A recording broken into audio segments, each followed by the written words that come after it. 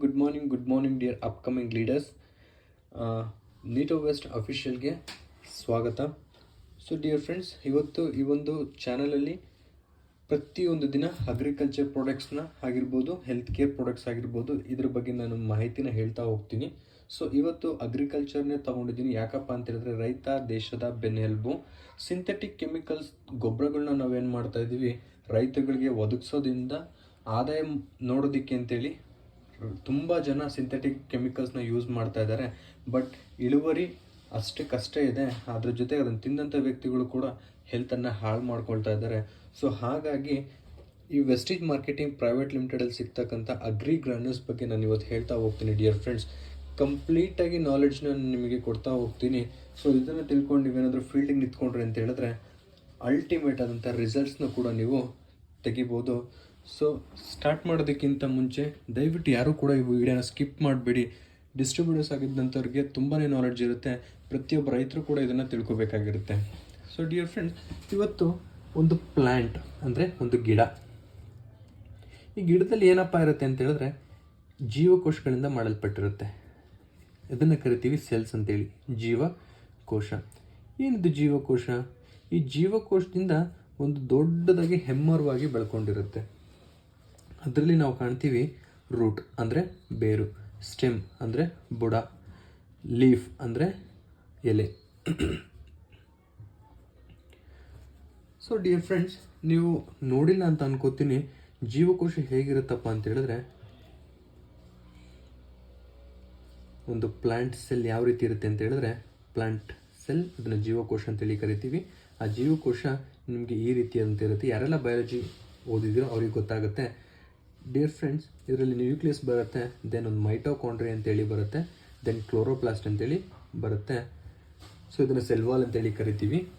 ಈ ಒಂದು ಜೀವಕೋಶ ಹೆಲ್ದಿಯಾಗಿರಬೇಕು ಅಂತ ಹೇಳಿದ್ರೆ, ಅಂದರೆ ಆರೋಗ್ಯವಾಗಿರಬೇಕು ಅಂತ ಹೇಳಿದ್ರೆ ಏನೆಲ್ಲ ನ್ಯೂಟ್ರಿಯೆಂಟ್ಸ್ ಬೇಕಾಗುತ್ತೆ?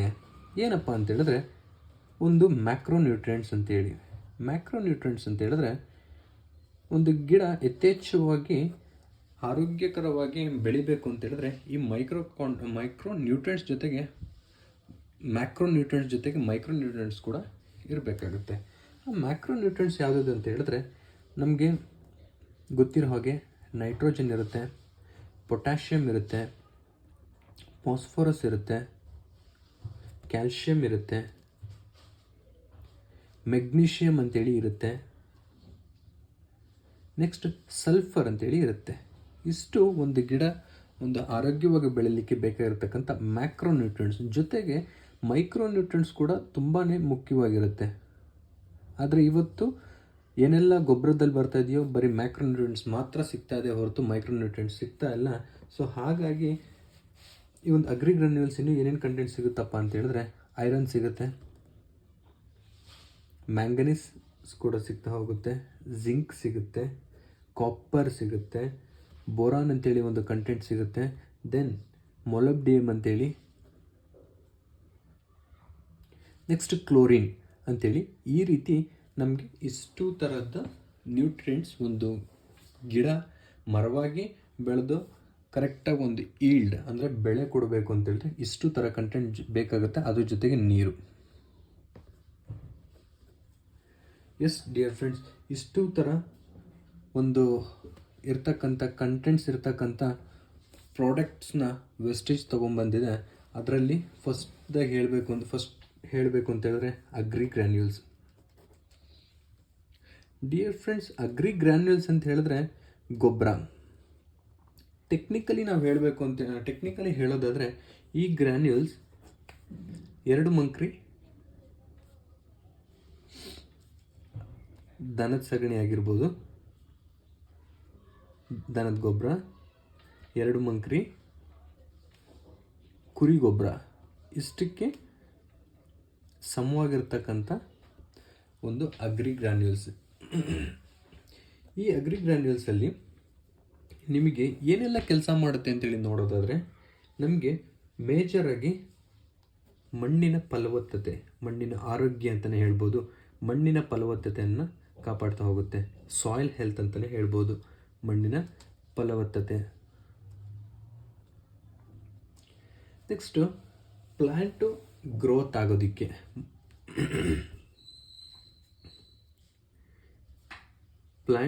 ಆಗೋದಕ್ಕೆ ನಿಮಗೆ ಹೆಲ್ಪ್ ಆಗುತ್ತೆ.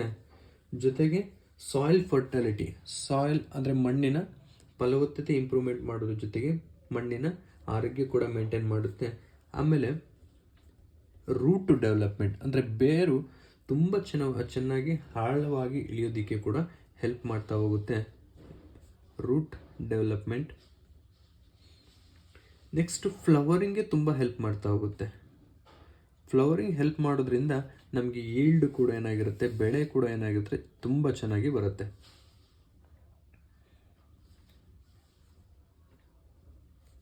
ಬೆಳೆ ಏನಾಗುತ್ತೆ, ಇನ್ಕ್ರೀಸ್ ಆಗುತ್ತೆ. ಸೊ ಇದನ್ನು ನಾವೇನಾದರೂ ಯೂಸ್ ಮಾಡೋದ್ರಿಂದ ಏನಾದರೂ ಪ್ರಾಬ್ಲಮ್ ಇದೆಯಾ, ಏನಿದು, ಇದು ಆರ್ಗ್ಯಾನಿಕ್ ಅಂದರೆ ಏನು? ಸೊ ಇದೆಲ್ಲ ನಮಗೆ ಅಷ್ಟೊಂದು ಗೊತ್ತಿಲ್ಲ, ಬಟ್ ಇದು ಆರ್ಗ್ಯಾನಿಕ್ ಆಗಿರುತ್ತೆ. ಆರ್ಗ್ಯಾನಿಕ್ ಮತ್ತು ಸೇಫ್ ಆಗಿರೋ ಒಂದು ಕಾರಣದಿಂದ ಸೊ ಇದು ಕೆಮಿಕಲ್ ಫ್ರೀ, ಯಾವುದೇ ರೀತಿ ಗಿಡಕ್ಕೆ ಹಾನಿ ಮಾಡೋದಿಲ್ಲ. ಕೆಮಿಕಲ್ ಫ್ರೀ ಆಗಿರುತ್ತೆ, ಹಾರ್ಮ್ಫುಲ್ ಮಾಡೋದಿಲ್ಲ ಗಿಡಕ್ಕೆ, ಅಂದರೆ ಹಾನಿ ಮಾಡೋದಿಲ್ಲ. ನೆಕ್ಸ್ಟ್ ಡಿಯರ್ ಫ್ರೆಂಡ್ಸ್, ಇದನ್ನು ನಾವು ಯೂಸ್ ಮಾಡೋದ್ರಿಂದ ಡಿಸೀಸ್ ರೆಸಿಸ್ಟೆನ್ಸ್ ಅಂತಲೇ ಹೇಳ್ಬೋದು. ಡಿಸೀಸ್ ರೆಸಿಸ್ಟೆನ್ಸ್ ಅಂತ ಹೇಳಿದ್ರೆ ಕಾಯಿಲೆನ ತಡೆಗಟ್ಟತಕ್ಕಂಥ ಗುಣ ಈ ಒಂದು ಅಗ್ರಿ ಗ್ರ್ಯಾನ್ಯೂಲ್ಸ್ಗಿದೆ. ಇದನ್ನು ನಾವು ಯೂಸ್ ಮಾಡ್ತಾ ಹೋಗೋದ್ರಿಂದ ತುಂಬಾ ಕಾಯಿಲೆಗಳು ಕೂಡ, ಗಿಡಕ್ಕೆ ಬರ್ತಕ್ಕಂಥ ಕಾಯಿಲೆ ಅವಾಯ್ಡ್ ಆಗ್ತಾ ಹೋಗುತ್ತೆ. ಸೊ ಹಾಗಾಗಿ ಇದನ್ನೇನಾದರೂ ರೈತರಿಗೆ ಎಕ್ಸ್ಪ್ಲನೇಷನ್ ಮಾಡೋದ್ರಿಂದ ಈ ಸಿಂಥೆಟಿಕ್ ಕೆಮಿಕಲ್ಸ್ನ, ಇದು ಸಿಂಥೆಟಿಕ್ ಕೆಮಿಕಲ್ಸ್ ಅಲ್ಲ, ಸಿಂಥೆಟಿಕ್ ಕೆಮಿಕಲ್ಸ್ ಯೂಸ್ ಮಾಡ್ತಿರ್ತಕ್ಕಂಥ ರೈತರಿಗೆ ಈ ಒಂದು ಗ್ರ್ಯಾನ್ಯೂಲ್ಸ್ನ ಕೊಟ್ಟು ನಾವು ಅವರಿಗೆ ಈಲ್ಡ್ ಅಥವಾ ಬೆಳೆನ ತೊಗೊಂಬರೋದ್ರಿಂದ ಸೊ ಸಿಂಥೆಟಿಕ್ ಕೆಮಿಕಲ್ಸ್ನ ಅವಾಯ್ಡ್ ಮಾಡ್ತಾ ಹೋಗ್ಬೋದು. ಸೊ ನಾವು ಅದನ್ನು ಬೆಳೆ ತಿಂದಂಥವ್ರು ಕೂಡ ಚೆನ್ನಾಗಿರ್ತಾರೆ, ದೆನ್ ಗಿಡ ಕೂಡ ಚೆನ್ನಾಗಿರುತ್ತೆ ಈ ಒಂದು ಅಗ್ರಿ ಗ್ರ್ಯಾನ್ಯೂಲ್ಸ್ನ ಬಳಸೋದ್ರಿಂದ. ಆಲ್ಮೋಸ್ಟ್ ಸಿಂಥೆಟಿಕ್ ಕೆಮಿಕಲ್ಸ್ ಕಡಿಮೆ ಆಗ್ತಾ ಬರ್ತಾ ಇದೆ. ಸೊ ಫ್ಯೂಚರ್ ಅಗ್ರಿ ಗ್ರ್ಯಾನ್ಯೂಲ್ಸ್ ಆಗಿ ನಿಂತ್ಕೊಳ್ಳುತ್ತೆ. ದಯವಿಟ್ಟು ರೈತರಿಗೆ ಯಾವುದೇ ರೀತಿಯಂಥ ತಪ್ಪಾಗಿರೋ ಗೈಡೆನ್ಸ್ನ ಕೊಡ್ಲಿಕ್ಕೆ ಹೋಗ್ಬಿಡಿ, ನಾಲೆಡ್ಜ್ನ ತಗೊಳ್ಳಿ. ಇಲ್ಲಿ ಮ್ಯಾಕ್ರೋನ್ಯೂಟ್ರಿಯೆಂಟ್ಸ್ ಸ್ವಲ್ಪ, ನೆಕ್ಸ್ಟ್ ಮೈಕ್ರೋನ್ಯೂಟ್ರಿಯೆಂಟ್ಸಲ್ಲಿ ನಿಮ್ಗೆಲ್ರಿಗೂ ಕೂಡ ತಿಳ್ಕೊಬೇಕಾಗಿರ್ತಕ್ಕಂಥದ್ದು. ಸೊ ನೀವು ಫೀಲ್ಡಿಗೆ ಹೋದ್ರಿ ಅಂತ ಹೇಳಿದ್ರೆ ತುಂಬಾ ಹೆಲ್ಪ್ ಆಗುತ್ತೆ. ಜೊತೆಗೆ ಯಾರೆಲ್ಲ ರೈತರು ಇದ್ದೀರೋ ಈ ಒಂದು ವಿಡಿಯೋನ ನೋಡೋದ್ರಿಂದ ತುಂಬ ಈ ಒಂದು ವಿಡಿಯೋ ನೋಡೋದ್ರಿಂದ ನೀವು ಅಷ್ಟೇ ಖುದ್ದಾಗಿ ನೀವು ಈ ಒಂದು ಪ್ರಾಡಕ್ಟ್ನ ಯೂಸ್ ಮಾಡೋದ್ರಿಂದ ನಿಮಗೆ ಆದಂಥ ಗಿಡ ಬೆಳವಣಿಗೆ ಆಗ್ತಿರ್ತಕ್ಕಂಥ ಒಂದು ಡಿಫ್ರೆನ್ಸ್ ನಿಮಗೆ ಕಾಣ್ತಾ ಹೋಗುತ್ತೆ. ಸೊ ದಯವಿಟ್ಟು ಫ್ರೆಂಡ್ಸ್, ಕೆಮಿಕಲ್ ಫ್ರೀ ಇರ್ತಕ್ಕಂಥ ಪ್ರಾಡಕ್ಟನ್ನು ಯೂಸ್ ಮಾಡಿ ಇವತ್ತು ಭೂಮಿ ಫಲವತ್ತತೆಯನ್ನು ಕಾಪಾಡ್ತಾ ಹೋಗಿ. ಈ ಕೆಮಿಕಲ್ಸ್ನ ಯೂಸ್ ಮಾಡೋದ್ರಿಂದ ನೀವು ಮುಂದೆ ಬರ್ತಕ್ಕಂಥ ಪೀಳಿಗೆ ಆ ಭೂಮಿನೇ ಬರ್ಡನ್ ಆಗಿ ಮಾಡ್ತೀರಾ ಕೆಮಿಕಲ್ಸ್ನ ಯೂಸ್ ಮಾಡೋದ್ರಿಂದ. ಸೊ ಯಾವುದೇ ರೀತಿ ನಿಮ್ಗೆ ಇದರಲ್ಲಿ ಖರ್ಚು ಬರೋದಿಲ್ಲ. ನಿಮಗೆ ಎಕ್ಸ್ಟ್ರಾ ನಿಮಗೆ ಕಾಂಟ್ಯಾಕ್ಟ್, ನನಗೆ ಇನ್ಫಾರ್ಮೇಷನ್ ಬೇಕು ಅಂತ ಹೇಳಿದ್ರೆ ಸೊ ಈ ನಂಬರ್ಗೆ ಕಾಲ್ ಮಾಡಿ. ಸೊ ನಾನು ಇದನ್ನು ಎಲ್ಲ ರೀತಿಯಾದಂಥ ಗಿಡಗಳಿಗೂ ಕೂಡ ಕೊಡ್ಬೋದು. ನಾನು ನಾನು ಪ್ಲ್ಯಾಂಟ್ ಸೆಲ್ಸ್ ಮತ್ತು ಪ್ಲ್ಯಾಂಟ್ ಬಗ್ಗೆ ಮಾತಾಡ್ತಾ ಇದ್ದೀನಿ. ಎಲ್ಲ ಥರದ ಹಣ್ಣು, ಹೂವು, ಪ್ರತಿಯೊಂದು ಗಿಡಕ್ಕೂ ಕೂಡ ನಾವು ಯೂಸ್ ಮಾಡ್ಬೋದು. ಚೆನ್ನಾಗಿ ಡೆವಲಪ್ಮೆಂಟ್ ಆಗ್ಬೋದು ಅಂತ ಹೇಳ್ತಾ ನಾನು ಈ ಒಂದು ವಿಡಿಯೋನ ಎಂಡ್ ಮಾಡ್ತಾ ಇದ್ದೀನಿ. ಸೊ ನೆಕ್ಸ್ಟ್ ನಾಳೆ ಬರ್ತಾ ಅಗ್ರಿ ಹ್ಯೂಮಿಕ್ ಬಗ್ಗೆ ನಾನು ಕಂಪ್ಲೀಟ್ ಎಕ್ಸ್ಪ್ಲನೇಷನ್ ಕೊಡ್ತೀನಿ dear friends. Thank you. Wish you wealth.